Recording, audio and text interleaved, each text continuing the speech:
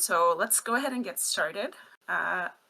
Hello to everyone and welcome to our special edition monthly community meeting / V6.9 AMA. So today will be mostly about this upcoming update that you may have seen talked about on the Discord. We'll see what does it mean, why are we having it, what does it mean for you as a community member, and this is also your chance to ask some questions. So we'll begin with a little intro, and I will ask some questions we have prepared and gathered beforehand. And then at the end, we will have time for the audience to ask their own questions if something's not addressed. So there is a chat box, and perhaps if you're super excited, you can request to speak, but not until the end of this session. This is also being recorded, just to let you know, and we will upload it to YouTube after this. So if you have to dip out or you miss something, then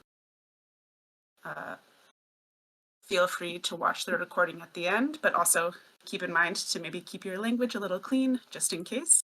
And with that, I think I'll introduce our speakers. So if you have been in 0L for a while, these should be familiar names and I don't know if faces is the right word, but faces to you. We have Michael, who works often with governance, but also I believe is a validator. Rico, who I think does everything.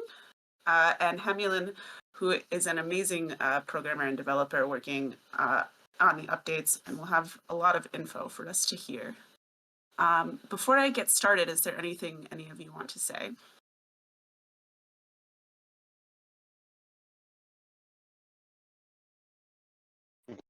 Glad to be here. Let's kick it off. All right, so my first question is, why are we going to 6.9 and why not 6 or 7? Sure, I'll jump in and take that. First off, thanks, Claire, for organizing this and getting everybody together for this. Much appreciated.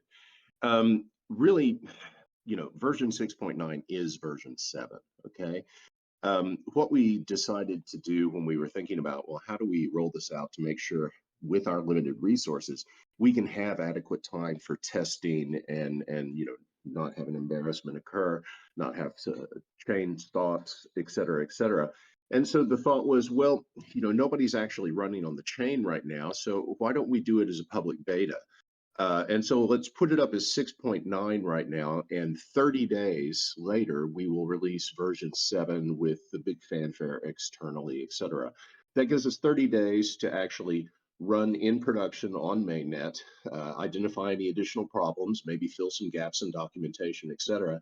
And then with confidence, go out to the public and say, 30 days later, the new version 7's here, here's what it can do, and we're going to feel good and comfortable with what we're doing at that point in time. So it's essentially a public beta. The technology is essentially the same. There'll be some bug fixes that come out of that 30-day period, certainly, but the basic code base is essentially the same. So it's just to give us a little bit of room for safety and caution and make sure that when we go public with this, that we go forward with our best foot.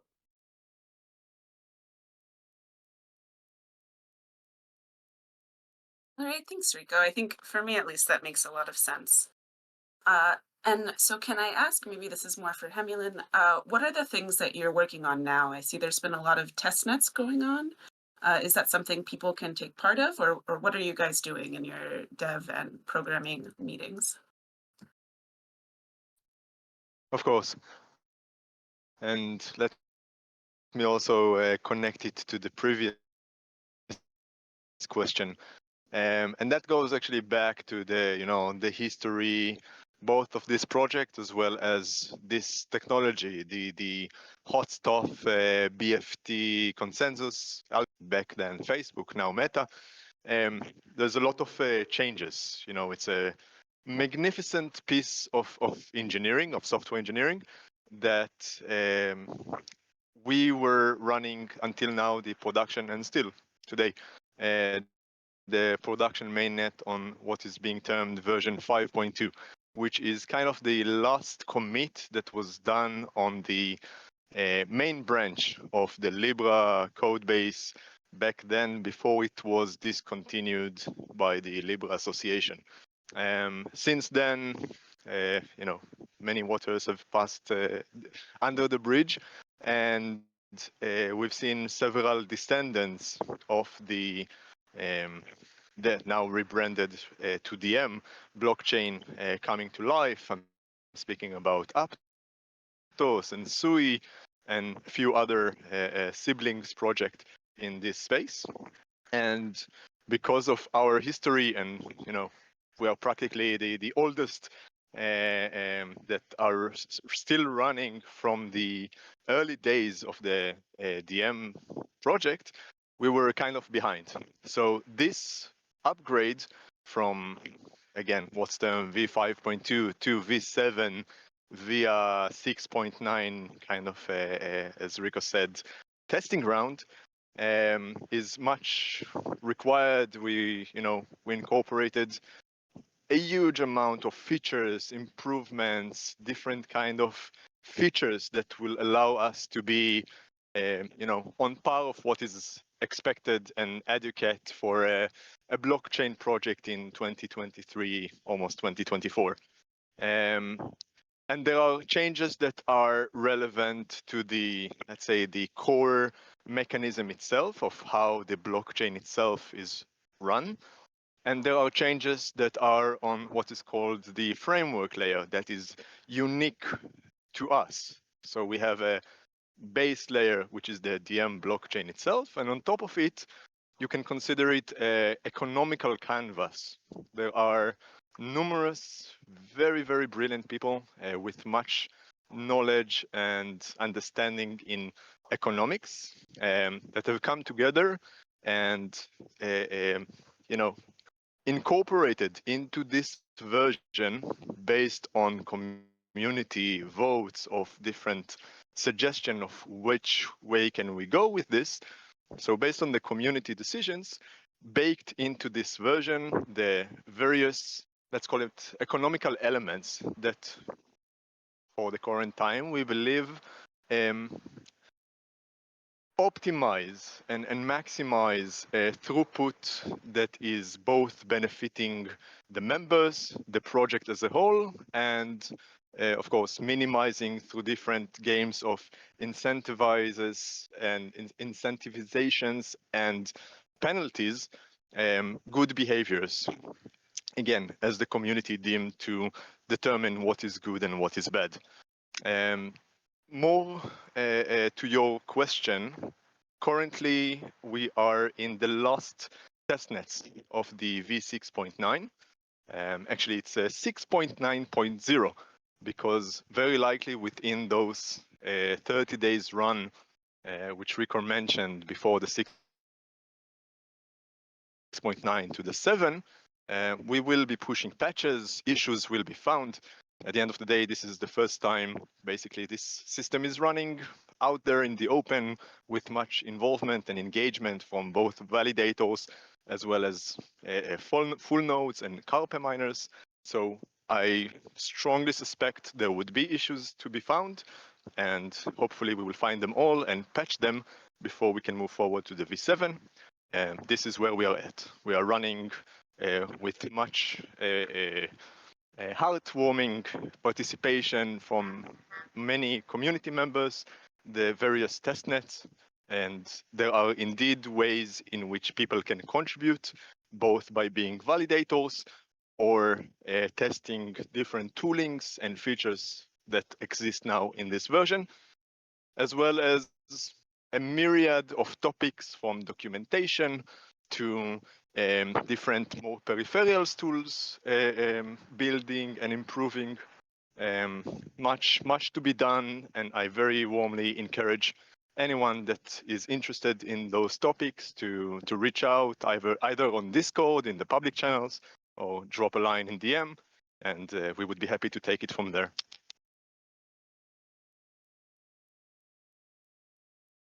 Yeah, and I think you said a lot of things, but the one thing that really sticks out to me is how much this is a community effort. So if you want to be part of this, if you want 6.9 and 7 to come faster and to go smoothly, you are more than welcome to join. And I always offer, you can message Hamil and Sirach if you want to. They're very friendly people and they're always looking for a helping hand. And so Hamilton, sorry, I'm going to keep picking on you, but Rico and Michael, you're of course welcome to jump in. You mentioned that there's a lot of changes happening. What are some of the new things that we'll be able to do? What are some of the things that maybe we're catching up to the other DM forks? Or something that they can't do that we'll be able to do with these updates? Great question. First, reiterating indeed the main thing to take from the last sentences is it is a community project. It is by us, for us. If you would not be taking part in it, nothing would happen. It would just, crumble and die. So again, please reach out. Changes. What can you do with, let's call it V7, that you could not do with the V5.2?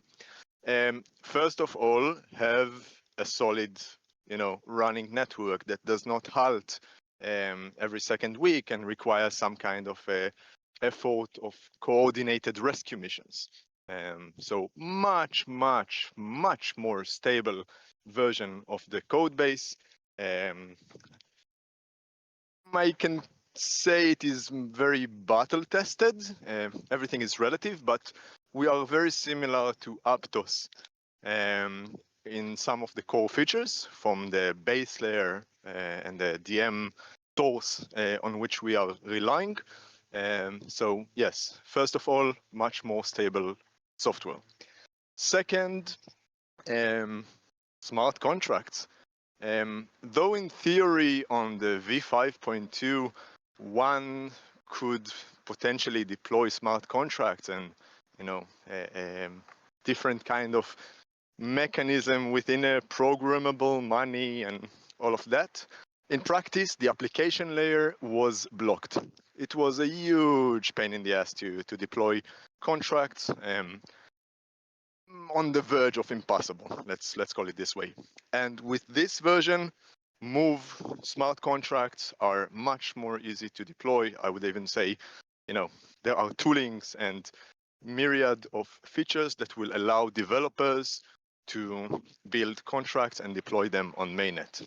So we have that. We have a different way of including validators in the set and deciding how the set is actually being compiled. And there's a very interesting topic called proof of fee. I saw there is one of the questions in the community gathered questions for this call was speaking about what is proof of fee. So first of all, I highly recommend visiting the blog section on the ol.network official website, where you can find two pieces writings about what is proof of fee. In essence, it is a new economical game to determine who will be validating blocks on this network. It involves a matter of providing fee or suggesting bidding. A potential validator is making a bid of how much he's willing kind of to pay from his future rewards to the network for the right of being included in the set. And based on some algorithm, of course, everything is open source and you are very much welcome to visit the repository and well documented. So you can see in the code itself how it works. Based on different mechanisms, a validator would either be included in the set or rejected from the set if he is already there. So this is the proof of fee. We have expanding and shrinking validator set size based on different performance metric and health values of the network and of the potential validators. This is what has been termed the musical chair feature. So the network can expand and shrink based on the current situation. There are also features related to the community wallets, donor-directed wallets, those are topics that I believe Michael and Rico are better fitted to describe and explain. This is just, you know, the top of the highlights. There are many more. I'll just jump in and add a little bit of extra color to that. All of that's absolutely correct. I mean, I think probably the easy way to think about it, if you want this in a nutshell, you know, version 6.9 and version 7, of course, these are forks of Aptos, right? These are not off the original DM branches that we started with. So we're incorporating it incorporates many of the innovations and changes to the system that came subsequent to Meta ceasing development on DM. So we pick up all of that, and then we have additionally we have the unique 0L attributes, and that some of that stuff is, you know, is the under the hoods things like proof of fee, but also is the unique functionalities that we have in relation to community wallets and the ability to lock tokens and basically create escrows, etc. That's unique to our system as well. And, you know, we don't have a whole bunch of native governance tooling, even with version 7. So that's going to be something that we need to develop. And of course, that's going to have, you know, the unique 0L approach to things. So it's going to continue to take a different path than the Aptos people have taken. It's going to have strong 0L characteristics and the unique features that come with 0L. But we're also going to have the benefits of the reliability and the testing and the tooling that happened after Meta stopped developing the project. So it's going to be real, hopefully a real game changer, particularly for the validators. Validator operations are going to be much, much simpler than they used to be. And we also should have quite a performant product as well from what we're seeing off the test net. So really quite bullish on this and really excited to see who is going to be the first person to deploy a useful DApp on top of the network. That's going to be the big day for me. Thank you, Hamil and Enrico. Enrico, I want to touch briefly, you talked about governance. So will there be governance changes coming along as well, or is that still something that we have to determine as a community? I think they will be possible, but is something happening? Apologies, I didn't mean to step on you. No, go ahead. There are governance primitives that are built into 6.9, and what I mean by that is, you know, the basic mechanisms that allow you to hold a vote, to set quorums, to set what majority passing rates are, those sort of things. But the actual tools that use that are not built. So we're going to have to figure that out. And Michael has been leading the charge with the governance working group, starting to tackle some of those questions. Obviously, building the tooling is a technical development problem we're going to have to bounty and get done. But the mechanisms, whether we use the governance mining approach, which is what the governance working group is looking at now, or something else, that's for the community to figure out and develop. But at least the primitives will be there that will allow us to then build out whatever the community lands on for the proper governance mechanism. Michael, do you want to add some more color to that, or is that enough?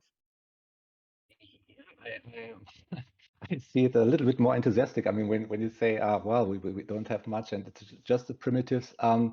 For me, this is already a big step forward. I mean, it doesn't change anything right now in governance. I mean, I think right now you could debate that, but nothing is changing. We select the validators a little bit different, so who can vote is a little bit different. But that's not a biggie. But having the primitives for on-chain voting, for me, that's huge. I mean, sure, we have to build on that, but it opens the door for for the proper way to have governance over such a project. And I think that's a very important thing. So I'm pretty excited about that, even though we still have to build a lot of tooling on top. But like you said, we are looking into that. We are looking into frameworks that we can use in order to leverage then on-chain voting to build it out into a fully fledged DAO at some point. So yeah, I'm quite excited about that, I would say. Yeah. Okay, thank you both so much. So essentially, there's no changes to governance, but now we have the opportunity to move on chain versus like the polls we've been using in Discord. But if you want to be part of deciding how we do that, I believe governance meets on Fridays. They have a really active channel as well, and I think they're always happy for some extra voices. Okay, let me see my next question. I have seen some people asking what this means as a change for a user. Like, can I still use the CarPay app? Do I need to do anything to my wallet? If I'm not a validator, if I'm not, I don't know, if I'm just more of a passive user or passive community member, what does it mean for me? I can pick that up. No changes. The V7 is backward compatible with the V5.2 addresses, so your account would stay the same. Like there is a zero padding at the beginning because the derivative path is a bit different, but for all intents and purposes, it's the same. The CarPay is still with us. Of course, a new version. You can think of it as downloading a newer version and update to a software you are running and just run it again. There shouldn't be any felt changes from usage perspective. We can add over here that we will see a rebase of the coin, of the OL coin.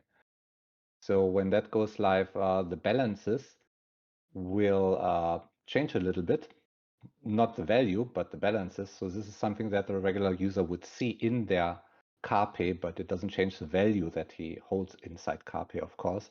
But not that somebody's surprised that values change a little bit, which has to do I with agree. the fact. On the from a purely, I agree. From a purely technical perspective, there should not be much change. Of course, the balances, if you haven't been around for the previous discussions about the Arctica team recommendation and the rebase process that the total supply would go through, I highly recommend you again to look backwards in those discussions. There are a few writings that summarize all those changes very neatly. All is available there. Yeah, just on that point real quickly, the Arctica report dives into the rationale behind the changes in the tokenomics and also goes into a bit of the math as well. So, we can sit here and talk through that, but it's best really if you go to ZeroL.network, to the official website, hit the blog and read that first post, which is the Arctica report. Of course, we're happy to answer questions about it here, but honestly, you guys need to go read that to get the big picture. Talking about CarPay real quickly, let's talk about looking forward, because one of the things that we're moving away from here is we're moving away from building delay towers, right? And that's what CarPay has always done as a way to either establish identity, et cetera, and of course to earn a share of token rewards for doing that work. With delay towers going away, that means CarPay at this point in time is doing something that isn't really relevant to the network, but we left it in place along with the rewards because we didn't want to, disenfranchise the CarPay user base, right? And we want to keep that installed base in place so that we can experiment doing some other interesting things with CarPay in the future, things that will allow CarPay owners to continue to earn.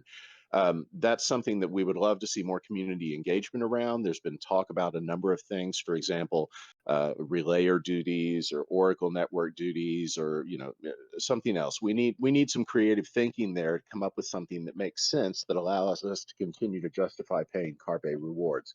So that's future work to be done. But with V6.9, no change. You will want to update and run the most recent version of CarPay, of course. You always want to do that. But going forward, there will be changes to CarPay. We just don't know exactly what those are just yet. Thank you, guys. It is Oh, Hemilan, did you want to say? Go ahead. I just want to say that the CarPay, it's important to understand that the CarPay is basically a harness to allow community members to participate in some symbiosis, synergetic way in the network, in helping the network to thrive. And it goes both ways. Then, of course, being compensated and rewarded for this participation. So it's still with us, and we would very much looking forward for people to use it and come up with, as Rico said, different ways where this network of Carpe users can benefit the project as a whole. And so with this upgrade, are we still able to earn rewards by doing like tasks, by completing bounties? Is that still a way to earn tokens? Absolutely, positively. Hustle Karma continues. Okay, good to know. I have to admit, I did know the answer to that, but I wanted to highlight it. So I think these are most of the questions that I have written. I have a few questions that I got from the community, and then I will go to the questions in the chat. There was one specific question. Will the OL network be compatible with EVM dApps? No, I'm guessing this is a the question for OL Hemulan. No. The OL network is, as was said before, DM blockchain based blockchain. It's a different mechanism than the Ethereum virtual machine, the EVM world. There are bridges that are being actively developed, not specifically to OL. I had a call last week with Axelar. They believe they will release a bridge to the Move ecosystem. I believe starting with Sui, moving then to Aptos, and of course OL is compatible there. So bridges are expected to be around within, I don't know, let's call it 6 months. Okay. Very cool, but it's not something that we as a community are particularly working on. At the moment, this is not a high priority focus. I think my mic goes out of mute, and then I start to speak before I am fully unmuted. So no, to your question, at the moment, building a bridge internally by the community is not a high priority. There are more urgent things to take care of. I'm not saying that it would not be the case in the future. However, right now, not. We are not EVM compatible, and we will be relying on bridges in order to move assets and liquidity cross-chain. Okay, perfect, thank you. And don't stay muted too long. I have another question for you. How cost effective is it to become a validator after the network update? Does it still make sense, or should I become a validator now? First of all, there's no, we would be very happy to see validators joining pre-Genesis, to the set and participating in the different cores and testnets that we are running. Very happy. However, it is by no means mandatory. So anyone could join as a validator into a running chain. There should be no issues with that. As for the cost effectiveness, this is quite a difficult question to answer, given there is no, yet perhaps official, price discovery and an active market for the project coin, for the gas coin. So again, how to answer that? We'll just need to wait and see what the future holds.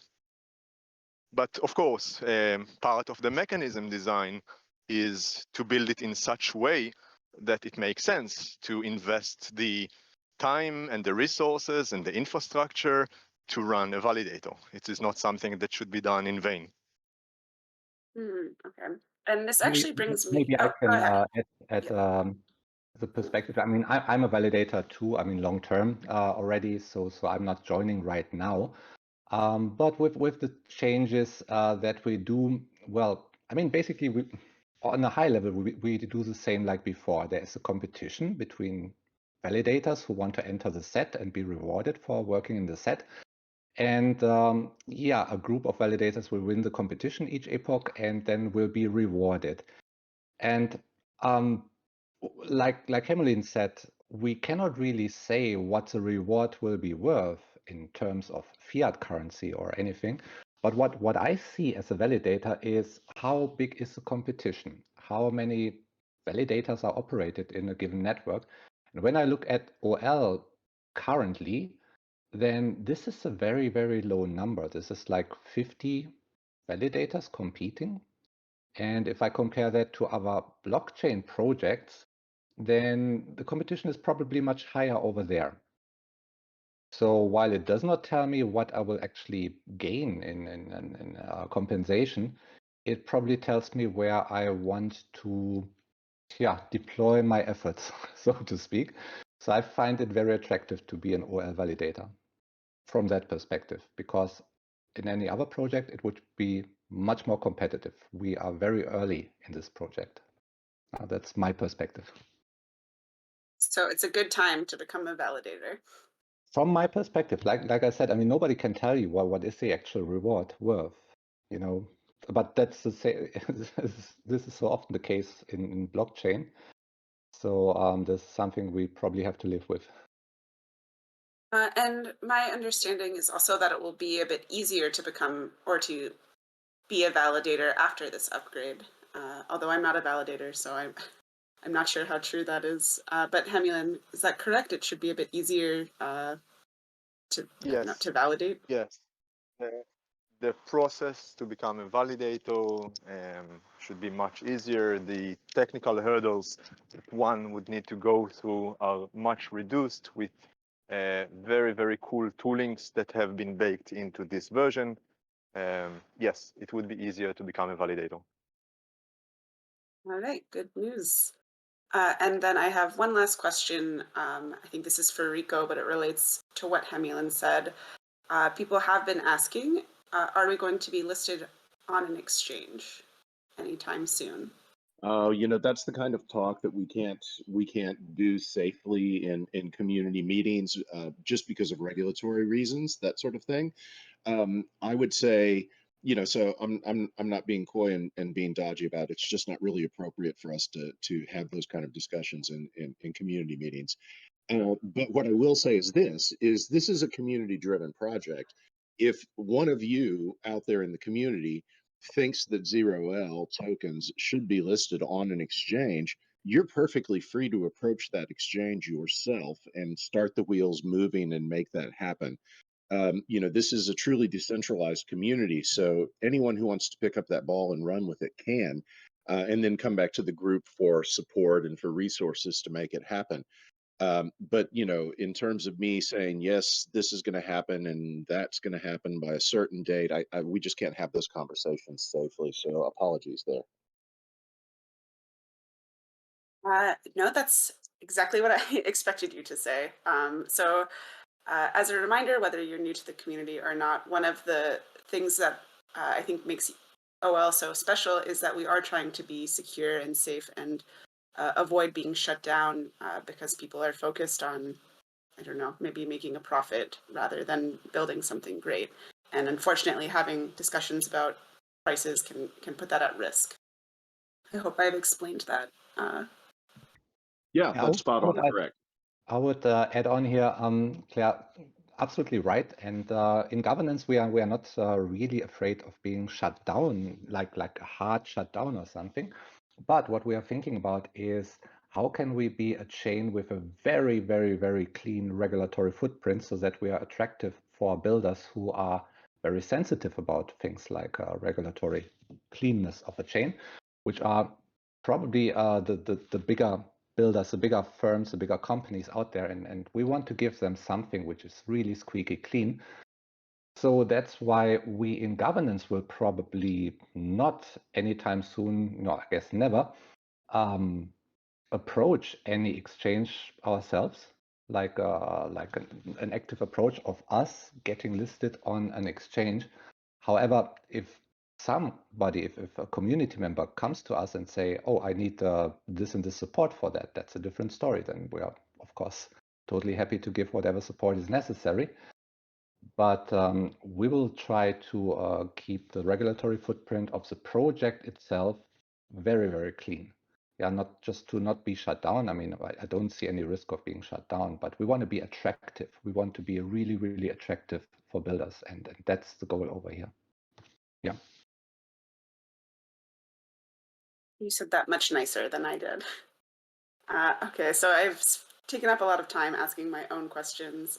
So let me go to the chat and see what we have been discussing in here. I see we've got a lot of really nice links shared by Sirach and W on proof of fee, so please scroll through there. There's a question on Ethereum, but I think we've already answered that. Please ask again if you don't think we have. Let me see. Question on exchange. Okay, so there's a question about hustle karma. I'm not sure if this is super specific to 6.9 and 7, but there's a question basically asking how do we participate in hustle karma? It seems like it's organized in a complicated way that limits people's ability to contribute. Yeah, I hear you. The Hustle Karma Working Group has struggled for across time, frankly. We use a database where that contains well, it's really a spreadsheet program that lists all of the Hustle Karma tasks that are available, all the bounties, in other words, that are available at any point in time. And that's linked a couple of different places, from the website, from Discord, etc. You can go there and you can browse through that and find tasks. And if it's something you want to do, there's a process for approaching the broker to get approved for it and then to go off and do the work. Really the discoverability of our bounties has always been a bit problematic, and it's something that we're trying to find a better solution for right now. Given that our wallets are not compatible with something like Gitcoin, we can't use that system. We really would like to find a way to have the bounties live on the website so that we can control that content and it's easily discoverable. We are trying to work on decreasing the friction for taking on tasks. I think there's probably some confusion between the ambassadors program and Hustle Karma. Those are different things. The ambassador program is wide open. Anybody can jump in. You can tackle tasks without prior approval, and you wind up getting, that's by the way administered through Zeely. If you've not used the Zeely platform, if you have, you know what I'm talking about. You wind up getting points for completing those tasks. You don't get bounty rewards in tokens.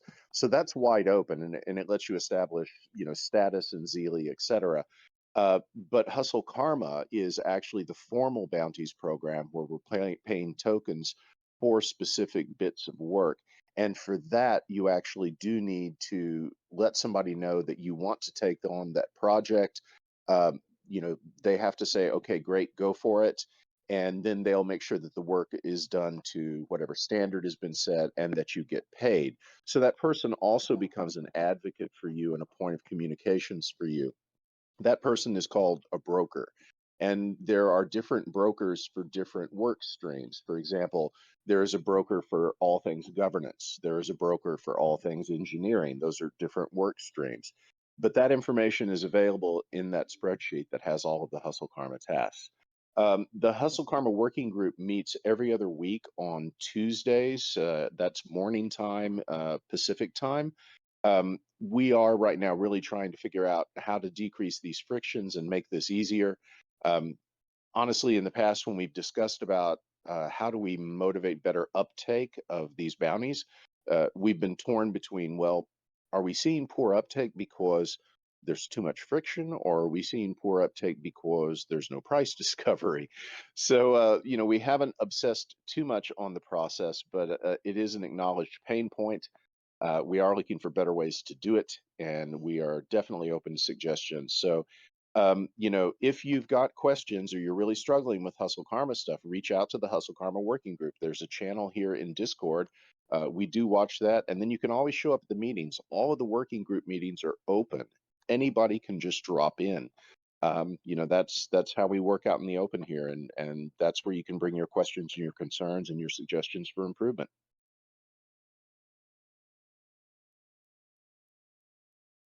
Thank you so much, Rico. I hope that helps. And Diemski has shared the Airtable, which I believe has all the Hustle Karma tasks on there. And please go ahead and type your questions if you have them. The next question, is there a tutorial to become a validator or any information on minimum spec requirements, etc.?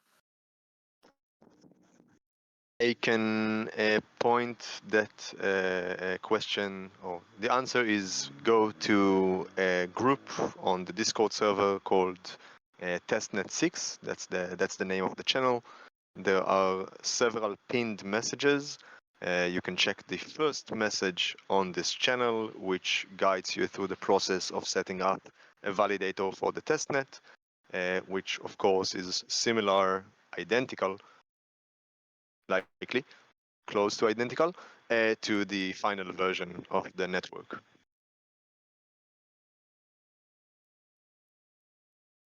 In other words, So. sorry, I just wanted to say, in other words, we've got preliminary documentation in place for this, but those requirements and things have changed with version 6.9. So right now it's published for helping people get on board the testnet. We'll formalize that and make it more easily consumable for people going forward. Thank you, Rico. And I see Sirach has joined us. Did you want to add something about this question, Sirach? Yes, I did. Thanks, Claire. Thanks for accepting the invite. Well, the request, the other way around. Yeah, I just wanted to point out that there's a group of individuals who are working right now on documenting the process of onboarding and setting up a validator node. So I just wanted to give some gratitude to those folks and to let you guys know that there will be some robust documentation that will make it easier to set up a node and operate. So we're working on that right now. That's actually one of the main tasks at hand right now. Yeah, I think one thing that I have learned to understand about you and Hemulin is that you love documentation to make things as easy as possible for others. Absolutely. It starts out by retracing the steps. You know, developers are testing and you know, working together to troubleshoot any bugs with the code, taking feedback from the others who are operating the code, and then our steps turn into documentation, and even that sometimes needs to be troubleshooted and improved. So it's a great process. At the moment, documentation is the best way in such a distributed and remote community to share knowledge. So yes, that's the way we go. And you're getting some compliments on your documentation in the chat, so it seems like it's going well. The next question I see, maybe this one can be for Michael. Someone is asking about SoQuest. I've heard you talk about it before. Are there plans to join SoQuest, or what's going on with that? Yes, SoQuest is a way for us to, let's say, develop a proof of concept for our new governance mechanism called the governance mining. That is a mechanism designed, let's say, to incentivize and to reward active participation in the project. So this is very exciting actually, because it's a complete novelty. No other project out there has that. And I'm totally excited to develop a proof of concept, test it out, iron out any kinks which are in there. And the easiest way to do that is by implementing it on a platform that already exists. And SoQuest seems to lend itself to exactly that. This is also a process where I would encourage anybody who is interested in working in governance to probably join us and help with the implementation of such a proof of concept. I think it's a very easy way to ease into governance work, and a fun way to ease into governance work. And what we built over there is something really unique. So if that is working out, which I'm confident it will, then we are really adding a significant concept to the space of blockchain. And whether we will then use SoQuest in the future in order to really use it as a platform for governance mining when we are actively use it long term, that's a different question. That's very hard to answer because these platforms, they develop quite fast. Our needs might develop quite fast. So I could see that happening, but we are not married to that platform. But for the proof of concept, for the first thing that we want to develop as fast and as cheap and as small as possible, we want to fail fast and cheap if we run into issues, which we definitely can. For that, it's perfect. So that is why we have chosen it. I hope that answers the question. I'm not entirely sure. So short term, yeah, it's a tool we use, but long term, this is not set in stone. We will see. Hey, thank you so much for your answer, Michael. I think it made a lot of sense, and it really highlights again, although these may be people on stage that know a lot about what's going on in the community, it's because they volunteered. So if you are interested in anything that any of these very smart and talented men are saying, please feel free to reach out because they would like your help. They want you to take the lead as well. No one here is actually in charge in any way. We're just here because we want to be, and we want you to be here as well. So if you're interested in governance or SoQuest, you can send Michael a message. You can go on governance and see what's going on there. Let me see. All right, I don't see any more questions in the chat. You can go ahead and type something. You can request to speak. But Michael, Hemulin, Sirach, Rico, is there anything else you want to say in the meantime? A question I forgot to ask, maybe? No, this has all been really good. And, I was just looking through the list of the people that are in the audience, and hey, there's a bunch of familiar faces here. It's good to see some people that I haven't seen in a while. Hopefully 6, 9, and 7 is going to get people excited about the project again. We've got more hands actively working right now than perhaps at any time since we started this. The exception, maybe, of course, is the first few months when there was, a tremendous amount of excitement about a new project being in the market. So this is really, really good to see. I'm quite bullish about what's coming with 6, 9, and 7. I think we'll finally be in a place where it would make sense to build on the network, and we really haven't been in that place, to be frank, previously. I think it's also going to be very interesting to see how the broader blockchain community responds to some of the innovations that are included in V7. For example, proof of fee, which really does address the question of the sector overpaying for security.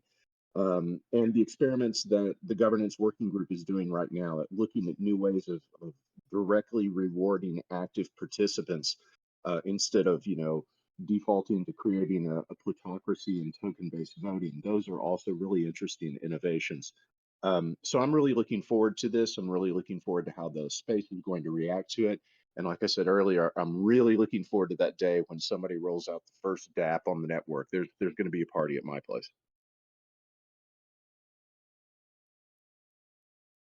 All right, I'll wait for the invite. All right. Sirach, go ahead. I just wanted to kind of follow up on that. There really has been such a great turnout in the recent test nets, and I just wanted to kind of share the excitement with the community. There's a lot of people paying attention now, and it's great to see that even more are joining with us and building this and testing this out. And yeah, we'll have to remind Rico about that party. Hey, I see Odie is in the audience. I just want to say hats off to Odie. He's led the tech and the dev efforts in this project from the beginning. Wasn't able to get up on stage today, but definitely a big hat tip to Odie.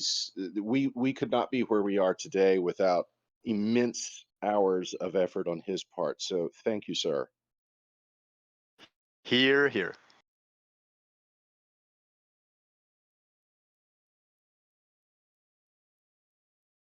All right. Thank you, Rico and Odie as well. I think we all know that or if you don't know, you should know, he is a major part of this community and helping out with what we want to accomplish here. I have one last question that you might have answered. And if you did, I think it's okay to repeat. When should we expect 6.9 to launch? We have a Or rough just a rough timeline. timeline. And Yeah. okay, so we do have a rough timeline, and this is, of course, is dependent on issues found, patches introduced, and fixes, tested and found correct. We are on a currently testnet what's called T-2. I think it will be concluded within a matter of, I don't know, let's call it this week. I think it should be okay.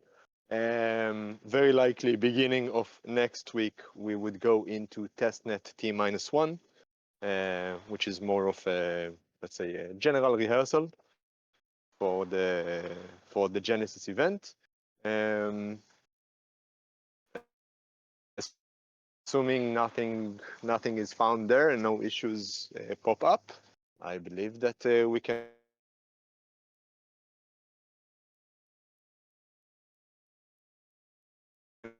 coordinate, like it would require some coordination to participate. Very likely within 2 weeks' time, we would have the V6.9 Genesis.